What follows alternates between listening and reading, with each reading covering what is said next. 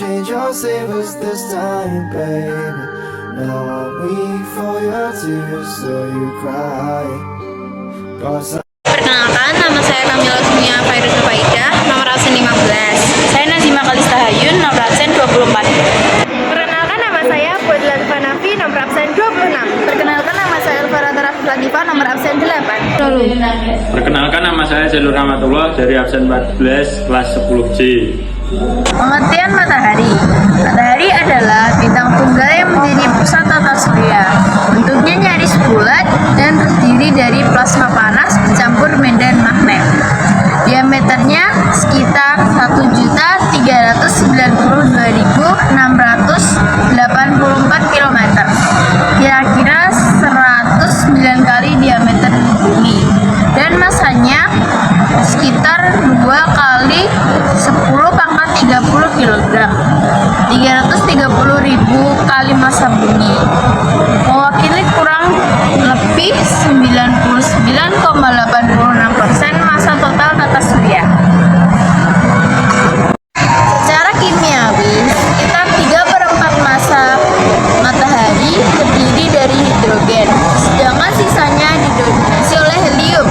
Sisa massa tersebut adalah 1,69%, setara dengan 5.629 kali massanya bumi.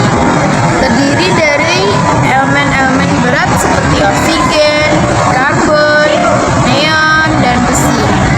Matahari terbentuk sekitar 4,6 miliar tahun yang lalu akibat peluruhan gravitasi suatu wilayah di dalam sebuah awan molekul besar. Sebagian besar materi berkumpul di tengah, sementara sisanya memipih menjadi cakram beredar yang telah menjadi tata surya. Contoh masalah sekitar. Beberapa masalah yang dapat timbul akibat paparan sinar matahari yang berlebihan antara lain adalah kanker kulit, kerusakan mata, penuaan dini, dan kulit terbakar atau sunburn. Selain menyebabkan infeksi kulit, melasma, dan berbagai gangguan kesehatan lainnya. Perbedaan kegunaan matahari di Indonesia dan Cina terutama dipengaruhi oleh letak geografis, iklim, dan kebijakan pemanfaatan energi. Berikut beberapa perbedaannya. Yang pertama, letak geografis dan intensitas matahari. Yang pertama ada di Indonesia. Di Indonesia itu terletak di daerah tropis, mendapatkan sinar matahari sepanjang tahun dengan intensitas tinggi. Matahari banyak dimanfaatkan untuk pengeringan padi, pertanian, kopi, ikan, dan energi surya di beberapa wilayah. Sedangkan di Cina terletak di zona beriklim sedang hingga subtropis. Beberapa wilayah seperti Tibet dan Barat Daya di Cina mendapatkan banyak sinar matahari. Yang kedua, pemanfaatan teknologi energi surya. Yang pertama, di Indonesia, penggunaan panel surya masih terbatas, terutama di daerah terpencil dan program pemerintah tertentu. Fokus utamanya masih pada energi fosil. Sedangkan di Cina, sangat maju dalam teknologi tenaga surya, baik produksi panel maupun pemasangannya.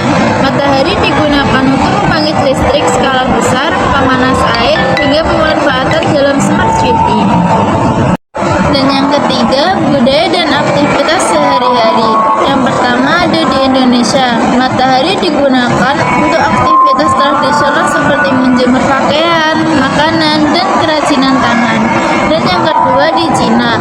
Meski aktivitas serupa juga ada di perkotaan besar, sebagian besar proses pengeringan dan pemanasan dilakukan secara mekanis atau modern. Saya gunakan tabir surya atau sunscreen, kenakan pakaian pelindung, pakai topi atau payung, gunakan kacamata hitam, cari tempat yang teduh, periksa indeks UV, periksa kulit secara teratur, edukasi dan kesadarannya. Gunakan tabir surya atau sunscreen. Oleskan tabir surya dengan SPF minimal 30 secara merata pada seluruh kulit yang terpapar sinar matahari. 2. Kenakan pakaian pelindung. Gunakan pakaian berwarna cerah yang menutupi sebagian besar tubuh seperti kemeja lengan panjang, celana panjang, atau rok panjang. Part 3. Gunakan topi atau payung. Lindungi wajah, telinga, dan leher Anda dengan topi bertepi lebar. 4. Gunakan kacamata hitam. Pilih kacamata hitam yang dapat melindungi sinar UVA atau UVB untuk melindungi mata dari kerusakan. Cari tempat teduh. Batasi waktu Anda di bawah sinar matahari langsung, terutama antara pukul 10 hingga pukul 4 sore saat intens sinar UV paling tinggi. Carilah indeks UV. Periksa perkiraan indeks UV harian di wilayah Anda. Semakin tinggi indeks UV, semakin besar resiko kerusakan akibat paparan sinar matahari. Hindari penggunaan alat pengering kulit seperti tanning bed. Alat pengering kulit memancarkan sinar UV yang berbahaya dan dapat meningkatkan resiko kanker kulit. Periksa kulit secara teratur. Lakukan pemeriksaan kulit sendiri secara rutin untuk melihat adanya perubahan pada tahi lalat atau munculnya bercak atau benjolan. Edukasi dan kesadaran. Meningkatkan kesadaran diri dan orang lain mengenai bahaya paparan sinar matahari. A few moments later.